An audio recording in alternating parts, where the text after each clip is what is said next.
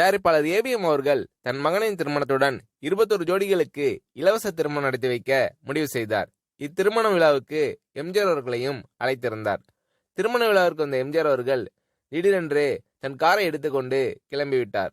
பிறகு சிறிது நேரத்தில் திருமண மண்டபத்திற்கு எம்ஜிஆர் அவர்கள் திரும்பி வந்தார்.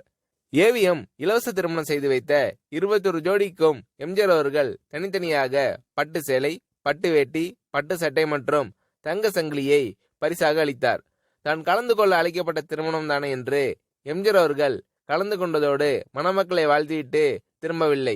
அந்த 21 ஜோடிகளுக்கும் சிறந்த விலை மிகுந்த பரிசுகளை எம்ஜிஆர் அவர்கள் வழங்கினார். எம்ஜிஆர் அவர்கள் நடத்தி வைத்த திருமணம் அல்லது எம்ஜிஆர் அவர்கள் கலந்து கொண்ட திருமணம் என்றால் எம்ஜிஆர் அவர்களின் பரிசுகள் அந்த திருமண ஜோடிகளுக்கு நினைவில் நிற்கும் வகையில் வழங்கப்படும்.